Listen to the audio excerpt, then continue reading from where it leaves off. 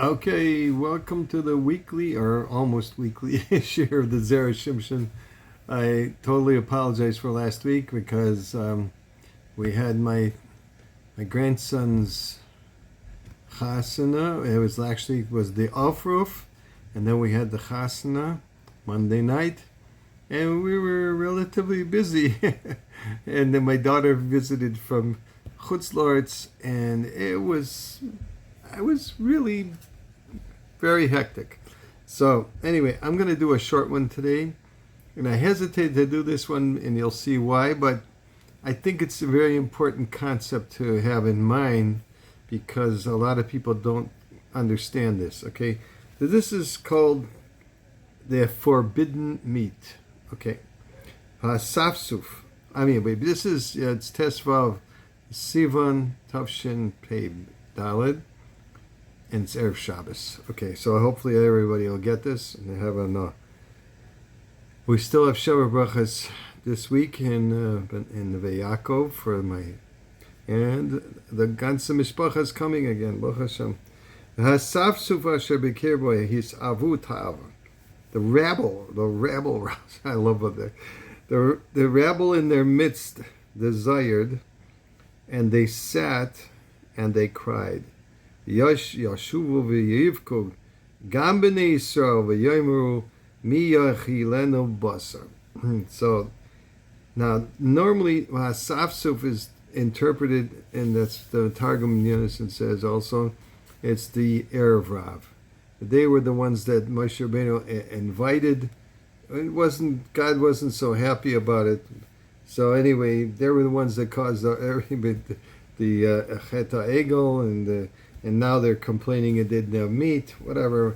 They troubles. Okay, so the Rebbeinu Shalom forbade the generation of the wilderness, the Dor HaDeya, right, from eating meat for enjoyment, but not future generations. So we're not permitted to do that. Why? Since the Jewish people saw Hashem face to face, as it were, at Mount Sinai, at Har Sinai, and he even heard his voice, the voice of God, it was not proper for them to consume meat. Why? So Pirkei, the Rabbi Eliezer in chapter 40 says that the generation of the Midbar did not suffer from worms. In other words, so when you eat meat, it could be there's parasites in it, and it can infect the body. So they didn't suffer from that at all. Since eating meat causes the proliferation of worms or parasites in a person's body, as it says, increase flesh, increase worms. So that's a pasuk in Pirkei Avos. Not me saying this, okay? The Dor HaMidbar was commanded to stay away from meat. Didn't the Yidden partake of kodshim meat? Yes, they did.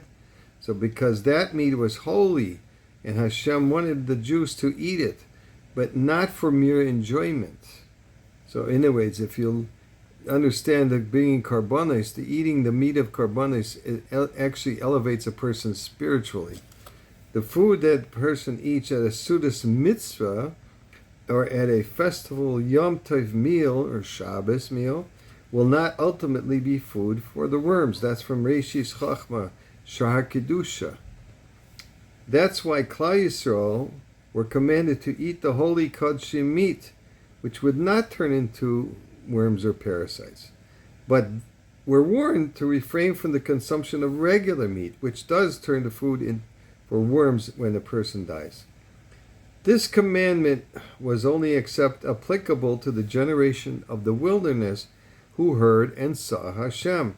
They were thus on a much higher level than those who came after them, who were given the permission to enjoy meat whenever they want, as long as it's kosher. So that's what the parsha, and that's what the end of Parsha Shimshon. So everybody should have in mind that when we eat any food, for that matter, certainly meat, that we have the capability of elevating it to a higher level, and therefore preventing ourselves from getting any sickness. All right, everybody have a wonderful Shabbos, and Mazel Tov to the Chassan and Kala, Menachem Mendel, and Adina Chava. And their last name will now be Goodman. Okay. All right. Zag Everybody wonderful. Call to buy.